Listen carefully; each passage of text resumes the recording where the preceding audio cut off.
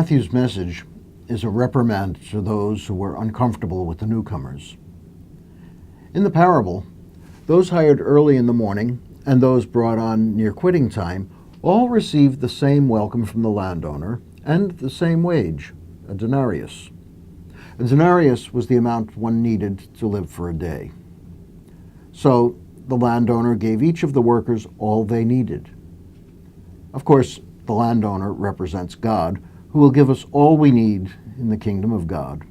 We will not be given more than we really need, neither will we be given less.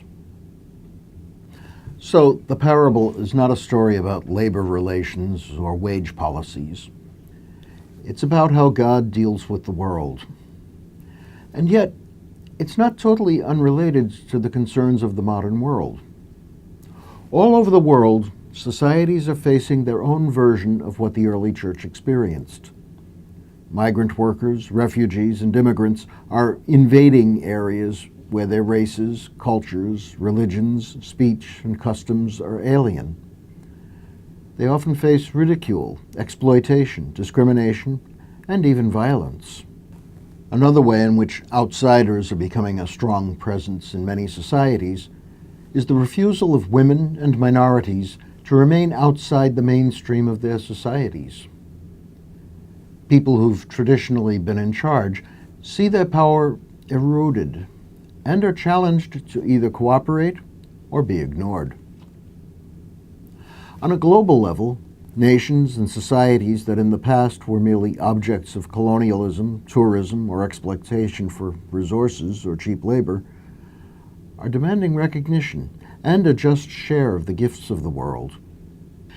In the church, too, this phenomenon is arising, and not a few Christians appear threatened by the change, just as the Jewish Christians were long ago. If one wishes to survey Christianity today, the journey must begin in places like São Paulo, Nairobi, and Manila, rather than Rome or Canterbury. The response to this on the part of many Christians is like that of the landowner in the parable. They work to ensure that all people have a fair share of the opportunities and goods of this world. They join the struggle for justice within societies, among nations, and in the churches. Such activity is not always welcomed even by fellow Christians.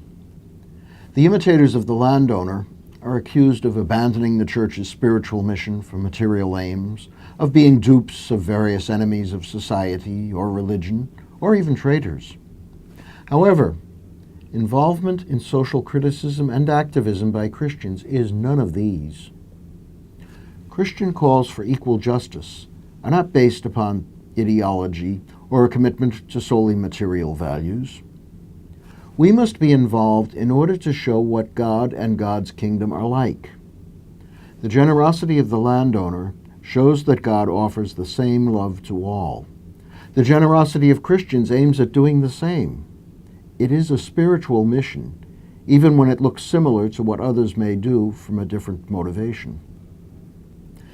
The incarnation of Christ is God's declaration that if we wish to learn about God, we must look for signs of God's love in the world in which we live.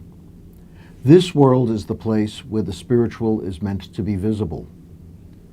Just as the parables of Jesus show the love of God in stories about lost coins, vineyards, and generous landowners, the followers of Jesus must make the events of everyday life point to God's loving presence among us.